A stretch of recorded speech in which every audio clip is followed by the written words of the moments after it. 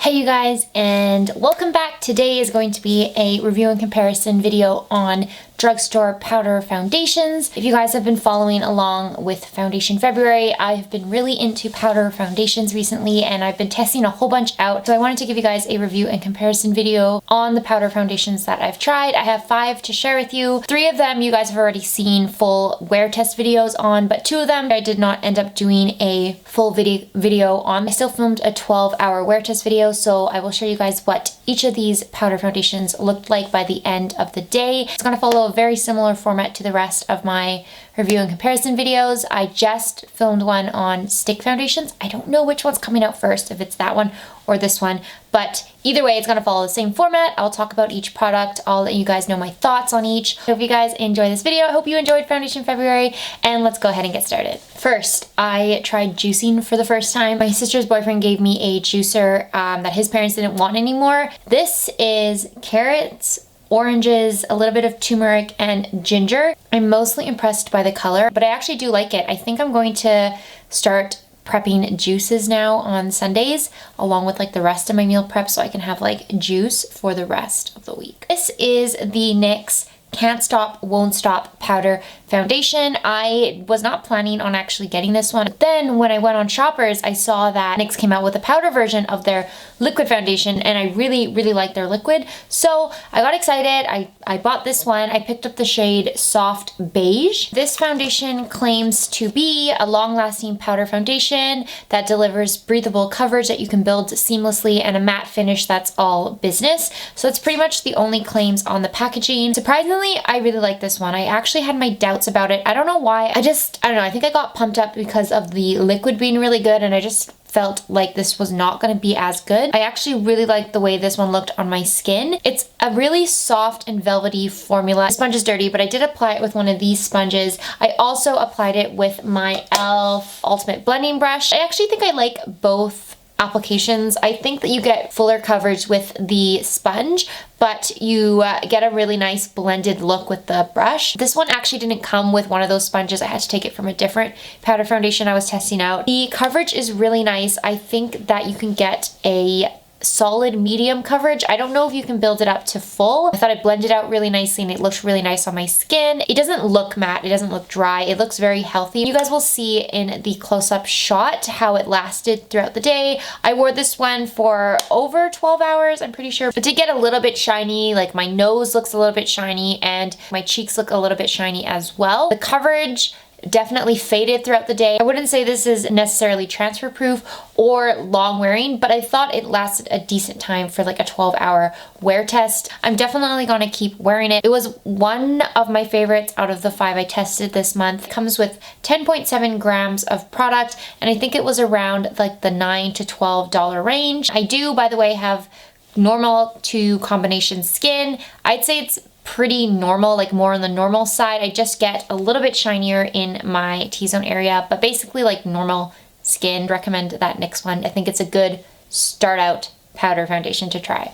So the next powder I want to talk about is probably one of my favorite ones, maybe my like second favorite one that I tried. This is the Maybelline Superstay Full Coverage 16-hour powder foundation. I have mine in the shade 220 Natural Beige. I have a full wear test video on this foundation up on my channel. You guys can check it out if you want to see how it wore throughout the day. The clip you'll see in this video is the same from that video. I actually love this powder foundation. I think this one looks really good on my skin. It claims to have full coverage with a long-lasting matte finish. Like they said, 16-hour wear, lightweight and comfortable, fade and transfer resistant, and controls shine.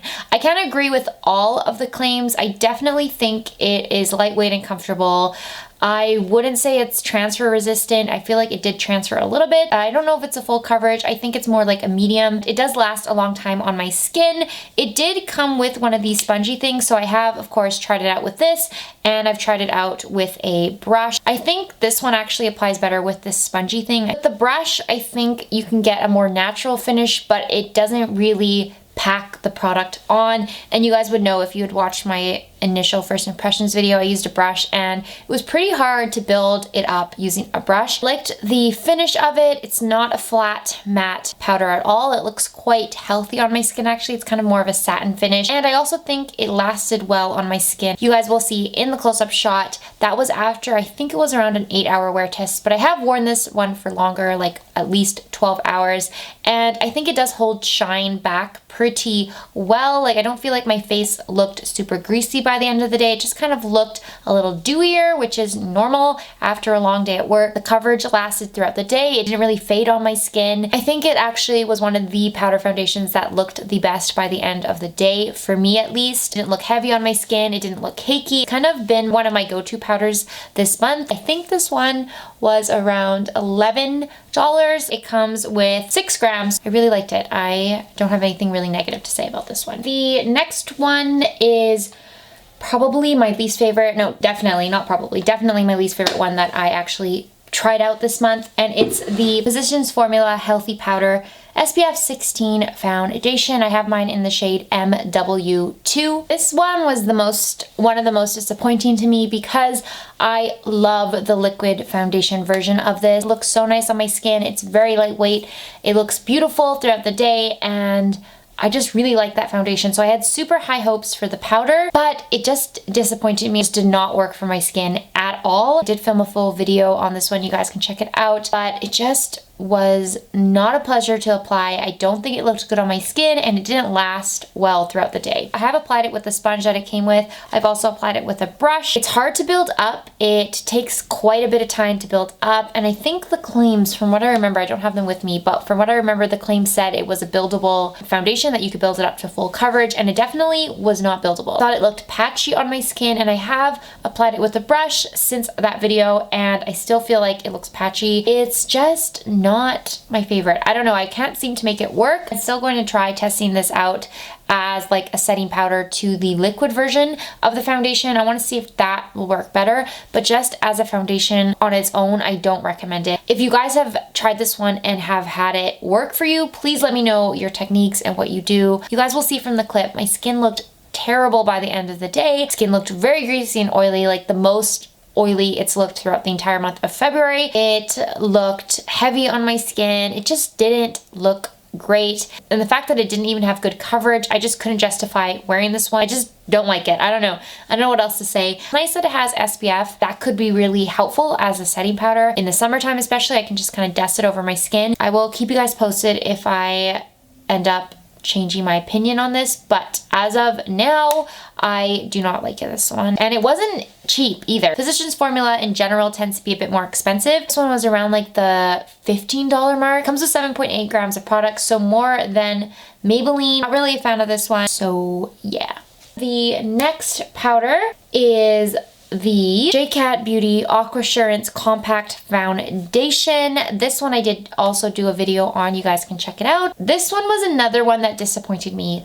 Like, I think I just expected this one to be really, really good because it was raved about on YouTube. Everyone loved it. This one claims to have a finely milled, luxurious, silky texture that minimizes the appearance of pores. It's supposed to absorb and balance excess oil without looking creasy or cakey. It has innovative technology with a water lock system to maintain moisture within the powder, and it provides a medium to full coverage for naturally flawless complexions. From those claims, like, I don't know, I can't even agree with like half of those claims. It did come with this nice sponge as well. This was a very pricey foundation. It was around $18 Canadian, which is so expensive, and it comes with 9 grams of product. When it says it minimizes the appearance of pores, I actually found that this one emphasized the pores on my skin. I've never really noticed pores on my skin before, and then when I tried out this foundation, I was like, whoa, I have tons of pores. I don't know if it really absorbed and balanced out the excess oil. I thought my skin by the end of the day, and you guys will see in the close-up shot, that was after around like an 8-hour wear test, I thought it did look quite greasy on my skin. My skin felt very heavy, like it felt like it was sitting on top of my skin very heavily. I also thought it looked kind of cakey. I don't know about maintaining moisture within the powder. I don't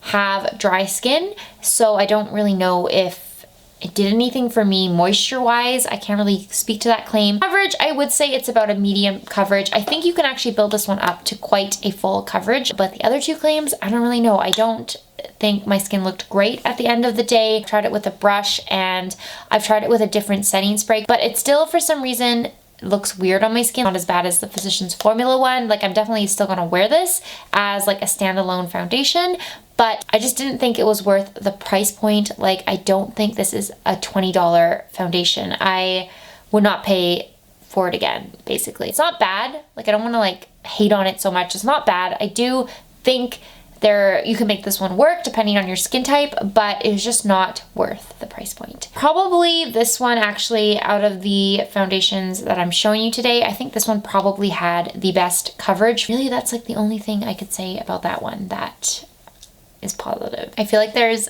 orange stuff in my teeth now. The last foundation is actually my favorite one that I've tried, and it's the one I'm wearing on my skin right now. This is the Milani Conceal and Perfect Shine Proof Powder. I picked up the shade 04 Natural. So this foundation claims to be a lightweight powder that helps the skin stay shine free. It has buildable coverage for a flawless finish. It's a mattifying bamboo powder that absorbs oil. It has a calming lily extract that tightens the look of pores. I love the way that this one looks on my skin. I like the coverage of it. It applies really nicely with this little spongy thing that it came with. The only thing I don't like about this is that there's not like that part underneath where you can like put the sponge in like the rest of them. So I kind of have to put it on top, and I don't know, it's not as nice. I think that's like not important at all. But I have used this little spongy thing. I like it with that sponge. I like it with the brush as well. I like the coverage of this. I'd say it's definitely medium, but you can build it up to fuller coverage. It doesn't look heavy on my skin. It doesn't look cakey. I think it actually looks very natural. I don't have anything negative to say about this powder. It's definitely one of the better ones. Regarding the shine proof aspect of it,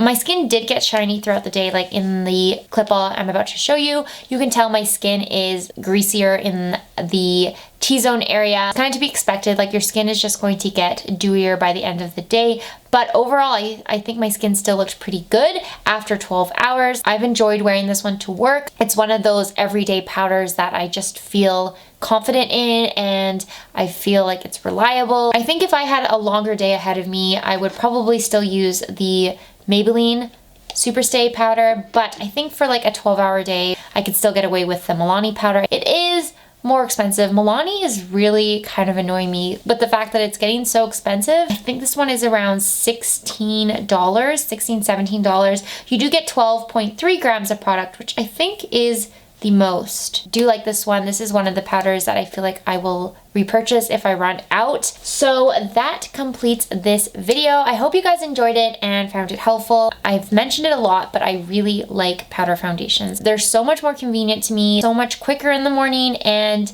I don't know, I just have been really enjoying powder foundations, and I never thought I would. I think they're actually a good option for people with like a normal skin type because they don't look dry on your skin, don't get super oily throughout the day, and I think it just works with normal skin types. I don't know. If you guys have any drugstore powder foundation recommendations, please let me know. Kind of want to test out more drugstore ones. I think that pretty much completes this video. I have one more video or two. One more I think that's coming out in Foundation February. It'll be the wrap-up video. I'll be ranking all of the foundations that I did a first impressions video on. I'll put them in like an order of like best to worst. I took that idea from Taylor, who is actually doing 15 days of foundation right now when I'm filming this video. I love her 15 days of foundation series, but I did take that idea from her, and I hope that you guys will find it helpful. Anyway, that's all I have to say. Thank you guys for watching. Please subscribe if you would like to see more, and I will see you in my next one. Bye! Also, make this juice. It's actually really good. I think I want to buy like a huge bag of carrots and oranges so I can make more of this juice.